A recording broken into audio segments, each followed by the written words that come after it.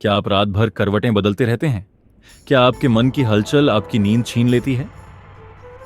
आपको जानकर हैरानी होगी कि बुद्ध, जिनका जीवन ध्यान और जागरूकता का प्रतीक है, उनकी नींद गहरी, शांत और जागरूक होती थी। पर कैसे? क्या कोई खास विधि थी जिससे वे अपने मन को चुप कर देते थे? आज की यह कहानी सिर्फ नींद के बारे में नहीं है। यह आपके जीवन के सबसे अनदेखे रहस्य को उजागर करने वाली है। अंत तक सुनिए, क्योंकि आखिर में हम जानेंगे बुद्ध की वो गुप्त तकनीक जो आज भी वैज्ञानिकों को हैरान कर देती है। पर एक दिन जब बुद्ध ने एक शिष्य को नींद में डूबा देखा, उन्होंने एक ऐसा प्रश्न पूछा जिसने सबको चौंका दिया। बुद्ध के शिष्य दिन की शुरुआत ध्यान से करते थे, पर एक शिष्य, आनंद, हमेशा थका हुआ रहता। उसका चेहरा मुरझाया रहता। एक दिन बुद्ध ने पूछा, आनंद, क्या तुम रात में ध्यान कर रहे हो? आनंद ने उत्तर दिया, नहीं भगवान, मैं तो सोने की कोशिश करता हूं, पर नींद नहीं आती। क्या आपने कभी सोने की कोशिश की है, पर मन जैसे युद्ध का मैदान बन जाए? विचारों का शोर, बीते कल की चिंता, आने वाले कल का डर, यही तो आनंद के साथ हो रहा था। आनंद, शरीर थकता है, मन नहीं। पर अगर मन को ना सुलाया जाए तो शरीर भी चैन नहीं पाता। और यहीं बुद्ध ने पहली बार एक विचित्र निर्देश दिया, सोने से पहले अपने पैरों से शुरू करो। यह क्या रहस्य था? बुद्ध ने आनंद को 4 चरणों की नींद विधि सिखाई। यह कोई सामान्य तकनीक नहीं थी, यह थी चेतना के साथ सोने की कला। आनंद, अपनी सांस पर ध्यान दो, लेकिन सोचो मत, बस देखो।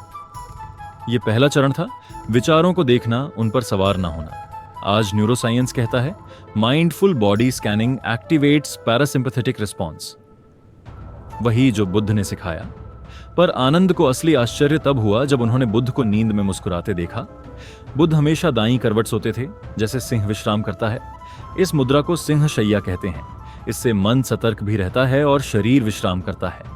सोचना बंद करना एक कला है, और शेर की नींद आत्मविश्वास की नींद होती है।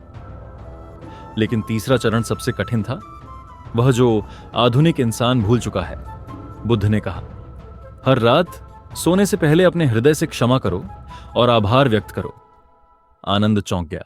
यह तो कोई मानसिक अभ्यास जैसा था। क्या आपने कभी उन चेहरों को याद किया है जिनसे आप नाराज हैं, और उन्हें माफ करके सुकून महसूस किया हो? पर चौथा चरण, वो था ध्यान के सबसे गहरे स्तर का द्वार, और आनंद को उससे डर लगा। बुद्ध सिखाते हैं, नींद में भी एक हिस्सा तुम्हारा जागरूक रह सकता है। यही है योग निद्रा, जिसे आज नासा तक अपने एस्ट्रोनॉट्स को सिखाता है। आनंद को यह अविश्वसनीय लगा, पर उसने अभ्यास किया। और फिर एक दिन आनंद ने सपना देखा जिसमें बुद्ध उसे देख रहे थे। क्या यह सपना था या कोई और रहस्य? अब वह सबसे पहले उठता है, उसकी आंखों में चमक होती है, चेहरा शांत होता है। अब तू नींद में नहीं, जीवन में जागा है। आनंद ने उत्तर दिया, भगवान, नींद अब मेरे लिए मृत्यु जैसी नहीं, बल्कि पुनर्जन्म जैसी लगती है। हम सोचते हैं नींद एक शारीरिक जरूरत है, पर असल में यह आत्मा की सफाई है।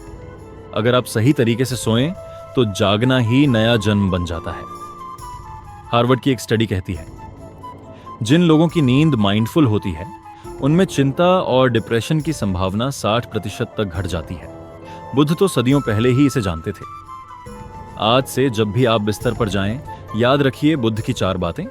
शरीर को देखो, सिंह की तरह लेटो, क्षमा करो, और नींद में भी जागरूक बनो। नींद को समय की बर्बादी ना समझें, यह आत्मा का उपहार है। अब सवाल यह नहीं है कि आप कितनी देर सोते हैं, सवाल है आप किस तरीके से सोते हैं।